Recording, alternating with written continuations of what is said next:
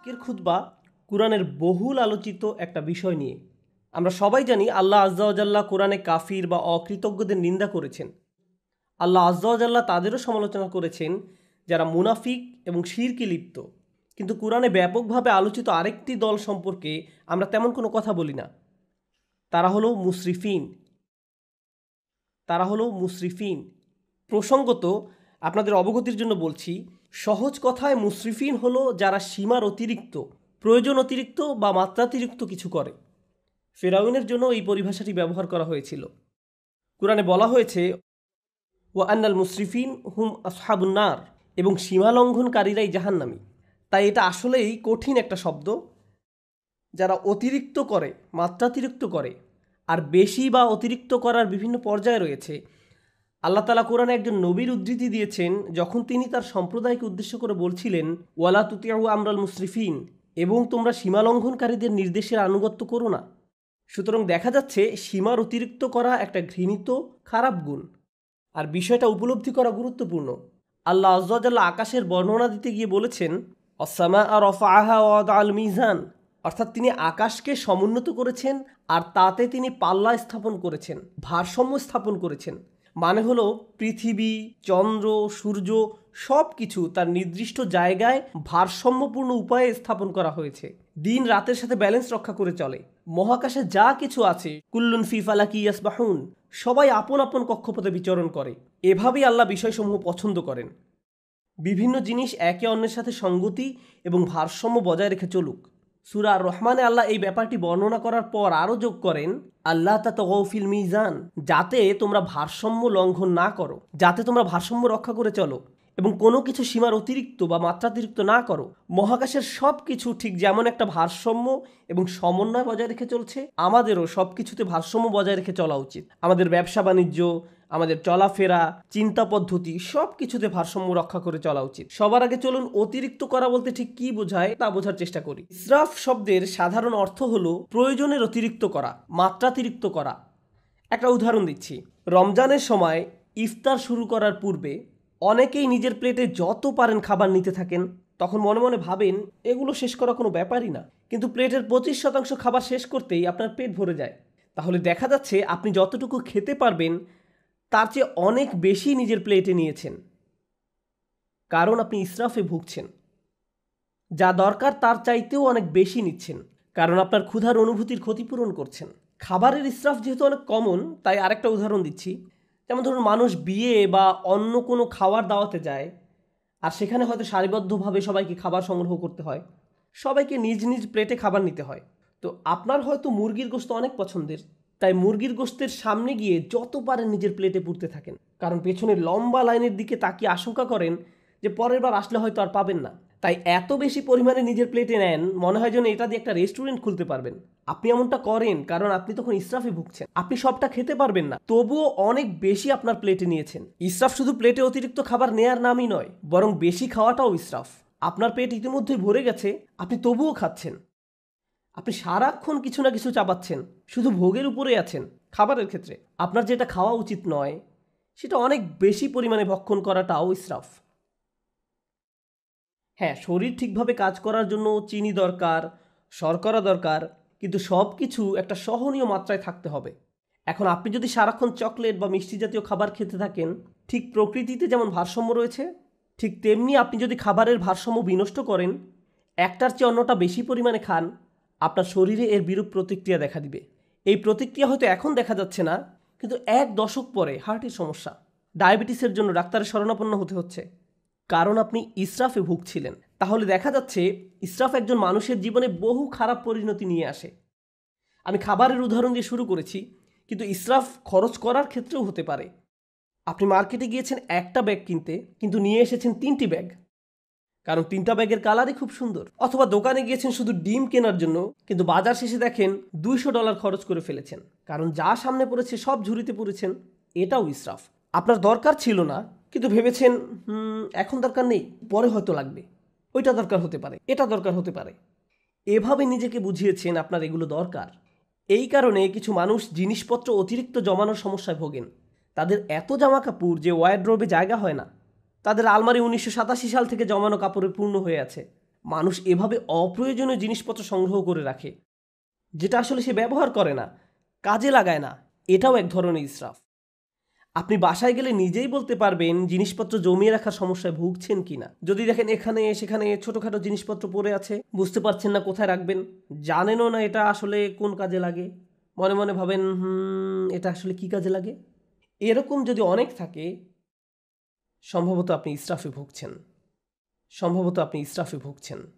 তো জমিয়ে রাখা আর অতিরিক্ত চাওয়া একজন মানুষের জীবনের সত্যিকারের সমস্যা হিসেবে দেখা দিতে পারে। খাওয়া এবং জমিয়ে রাখার অভ্যাস ছাড়াও ইসরাফ হতে পারে বিনোদনের ক্ষেত্রে। সবারই মাঝে মাঝে একটু রিল্যাক্স দরকার পড়ে।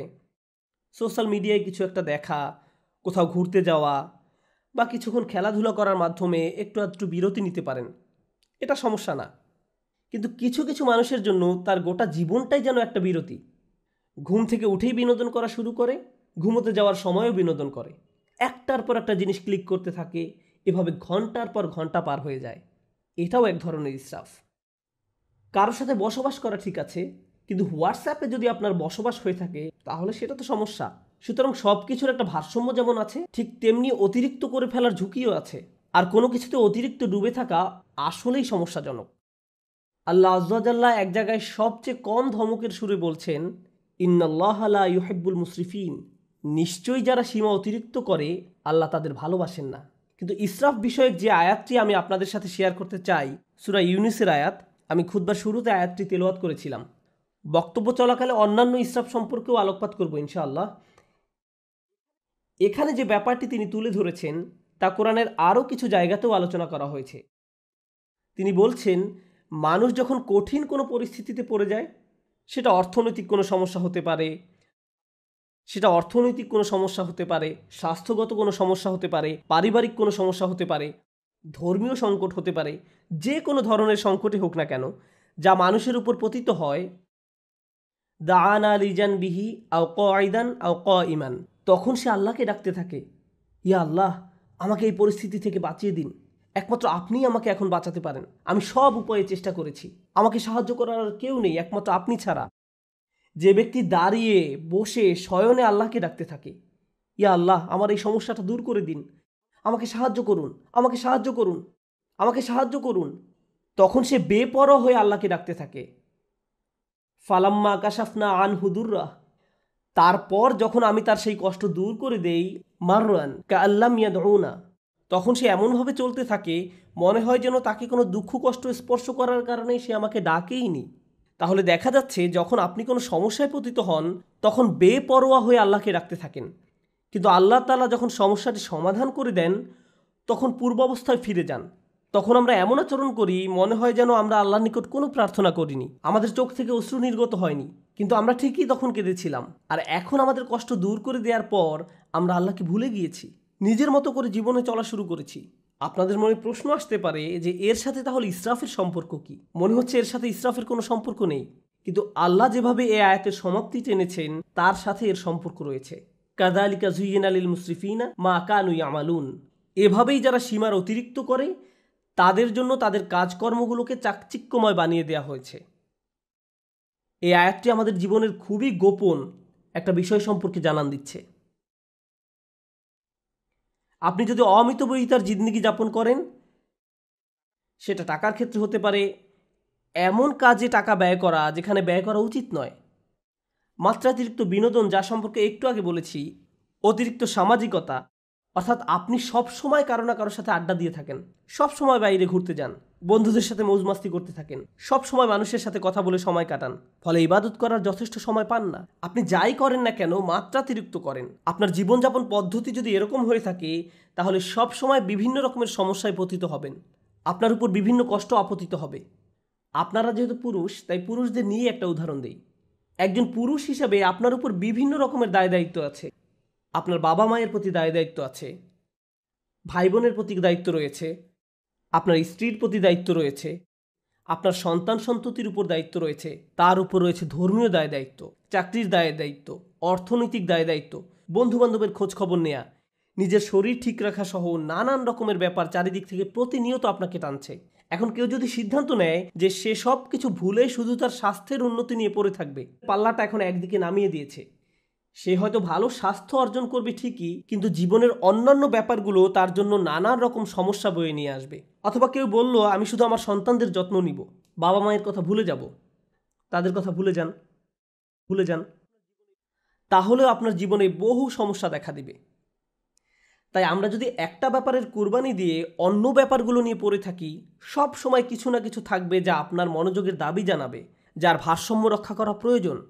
প্রতিবার যখন আমরা একটা কিছু অতিরিক্ত পরিমাণে করি, এর মাধ্যমে আমরা আসলে অন্য আরেকটা ব্যাপারকে অগ্রাহ্য করি, বঞ্চিত করি, কিছু একটার অধিকার আমরা অস্বীকার করি।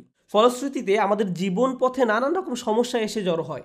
তারপর আমরা আমাদের সমস্যা দূর করে দেওয়ার জন্য আল্লাহর কাছে দোয়া করি। আমরা যখন কোনো কষ্টকর সময় পতিত হই, তখন একটি বিষয় আমরা পরীক্ষা করে দেখতে পারি, কোথায় আমি অতিরিক্ত কিছু করেছি, কোন কাজে আমি বেশি আচ্ছন্ন হয়ে পড়েছিলাম, কোন ব্যাপারটা আমি উপেক্ষা করেছি, আর কোন ব্যাপারটায় আমি অতিরিক্ত মনোযোগ দিয়েছি। আমি কি কোনো কিছুতে বেশি করে ফেলেছি? এজন্যই কি আমি সমস্যায় পড়েছি? যে ভারসাম্য থাকার কথা ছিল সেটা হারিয়ে ফেলার কারণেই কি এমনটা হয়েছে? অতএব এটা আসলে আমাদের ধর্মের অন্যতম একটা মূলনীতি, খুবই শক্তিশালী একটা মূলনীতি।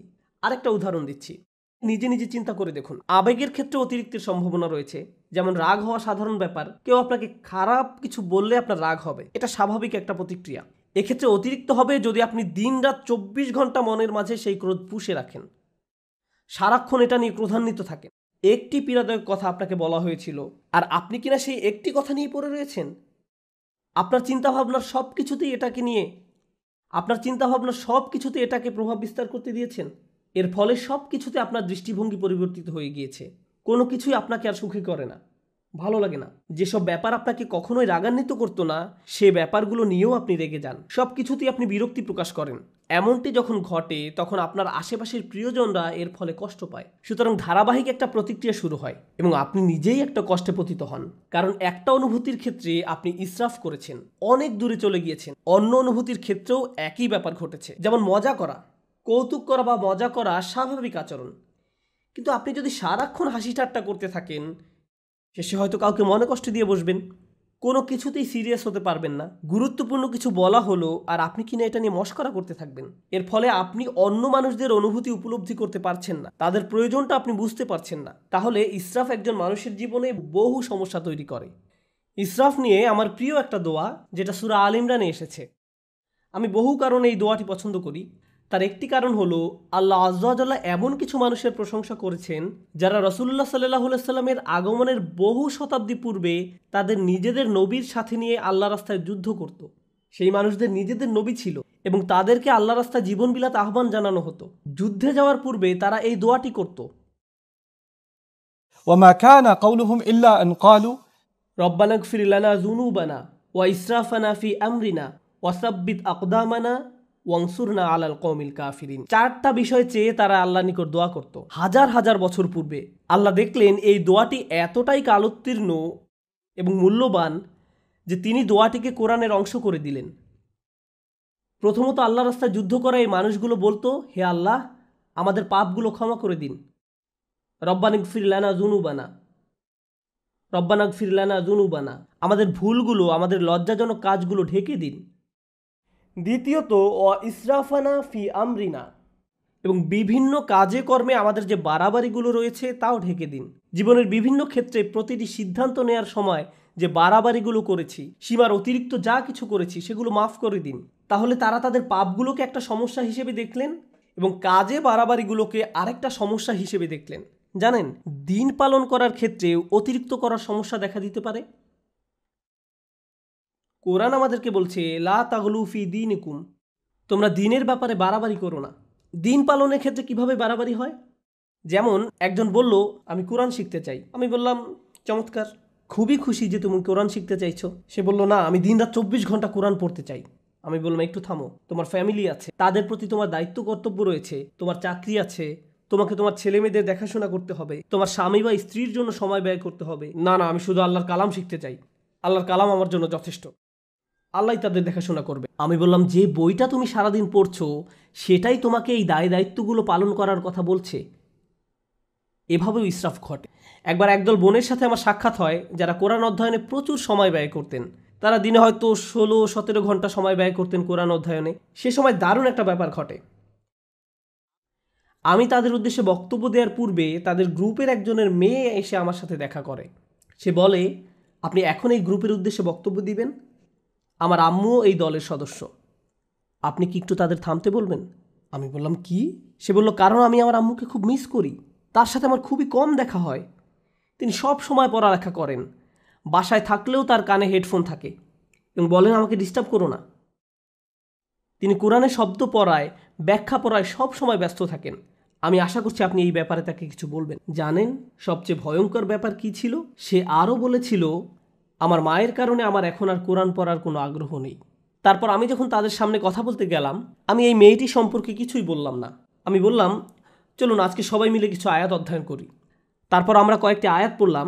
তার মাঝে কয়েকটি আয়াত ছিল, ওয়া ইলাস সামাই কাইফা রুফিআত ওয়া ইলাল জিবালি কাইফা নুসিবাত, এবং আকাশের দিকে কি লক্ষ্য করে দেখো না কিভাবে সেটা উঁচু করা হয়েছে, আর পাহাড়ের দিকে কি দেখো না কিভাবে তা স্থাপন করা হয়েছে। তারপর আমি জিজ্ঞেস করলাম, আপনাদের কে কে এই আয়াতগুলো অধ্যয়ন করেছেন? সবাই হাত তুলল। তারপর বললাম, আপনাদের কে কে পাহাড় পর্বত দেখেছেন? আপনাদের কে কে রাতের আকাশে তারা দেখেন? এমনটা করেছেন কখনো? তারা বলল, না না, আমাদের তো কোরআন পড়তে হবে।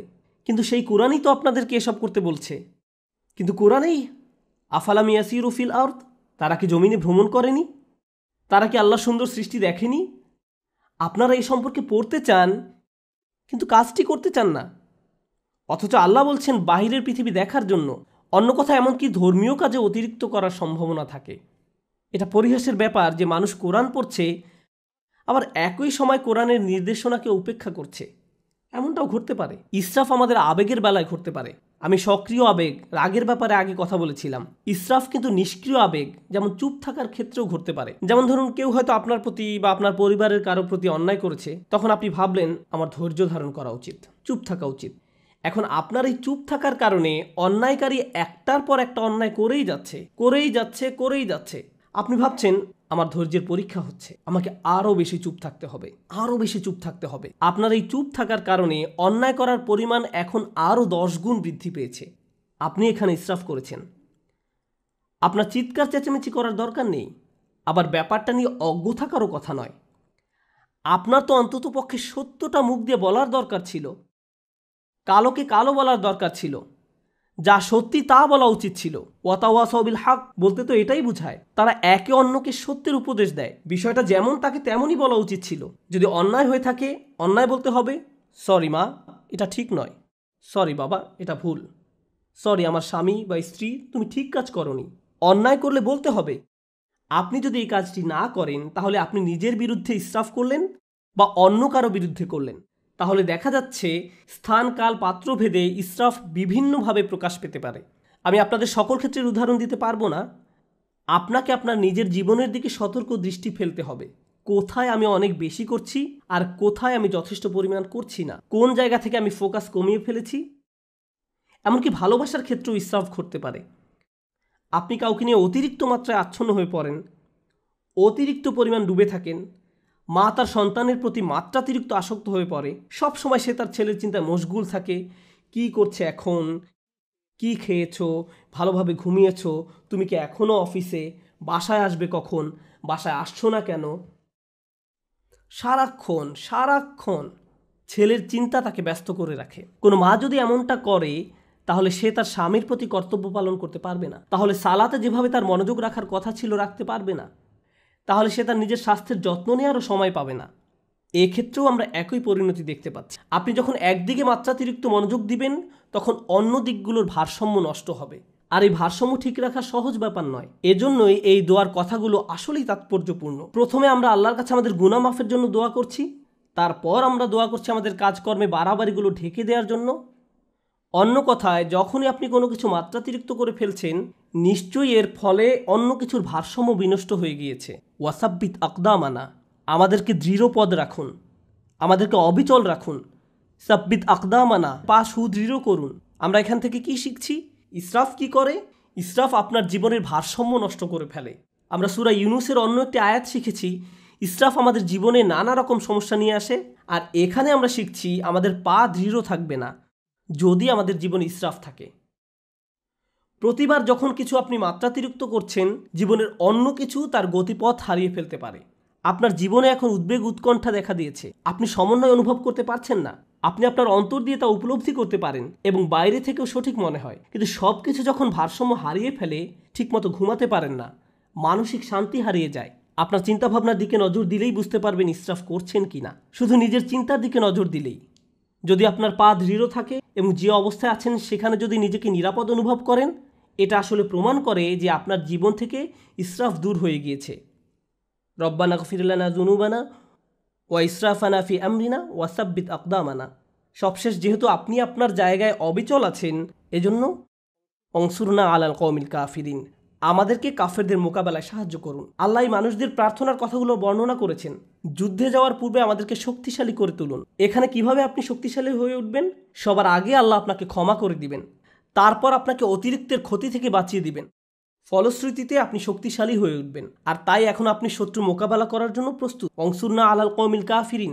এভাবে গভীর দৃষ্টিকোণ থেকে চিন্তা করলে আমরা বুঝতে পারবো কিভাবে আমাদের জীবনে ব্যালেন্স রক্ষা করব, কিভাবে আমাদের জীবনে ভারসাম্য ফিরিয়ে আনবো। আল্লাহ আযজা ওয়া জাল্লা ইসরাফ সম্পর্কে জিজ্ঞাসা করবেন। আপনাদের কেউ কেউ নিজের ছেলে মেয়েদের ভালোবাসার ক্ষেত্রেও ইসরাফ করেন। আপনি একজনের চেয়ে অন্যজনের প্রতি বেশি ভালোবাসা দেখান। এমনকি আপনি যদি খারাপ ব্যবহার নাও করেন, একজন কাছে আসলে তাকে আদর করে জড়িয়ে ধরেন, চুমু খান, আর অন্যজন কাছে আসলে তাকে দূর থেকে আসসালামু আলাইকুম, তাকে কাছে টেনে নেন না। আপনি তার সাথে খারাপ আচরণ করেননি, কিন্তু তবু এটি ইসরাফ। প্রতিক্রিয়া দেখানোর ক্ষেত্রেও ইসরাফ হতে পারে। একজন বিস্কুট খেলে আপনি তাকে ধমক দিয়ে বলেন, হেই তোমাকে না বিস্কুট খেতে নিষেধ করেছিলাম, আর অন্যজন খেলে তাকে আদর করে বলেন, ওহো তুমি কেন বিস্কুট খেয়েছো। এখানেও কিছুটা ইসরাফ হয়ে যাচ্ছে। আপনার এমন আচরণ ভবিষ্যতে দুইজনের মাঝে সমস্যা তৈরি করবে। সে আপনার প্রতি ক্রুদ্ধ হবে না, সে রাগ দেখাবে তার ভাইয়ের প্রতি। তারপর আপনি ভাবেন তারা এভাবে মারামারি করে কেন। তারা পরস্পর মারামারি করছে আপনার ইসরাফের কারণে। আপনি এটা তৈরি করেছেন, আপনি এই সমস্যা তৈরি করেছেন। সুতরাং আমি এবং আপনি যেভাবে চলাফেরা করি, যেভাবে মানুষের সাথে আচার ব্যবহার করি, অন্যদের সাথে আবেগের দিক থেকে যেভাবে আচরণ করি, আমাদের মনের অবস্থা কেমন থাকে, এই সবগুলো বিষয় পুনরায় পরীক্ষা করে দেখতে হবে, যেন আমরা ইসরাফ করা মানুষে পরিণত না হই। কারণ আল্লাহ সুবহানাহু ওয়া তাআলা ইসরাফ করা মানুষদেরকে ভালোবাসেন না। এজন্যই আল্লাহ বলছেন, লা তুতিউ আমরাল মুসরিফিন, যারা সীমার অতিরিক্ত করে তাদের সিদ্ধান্তের অনুসরণ করো না।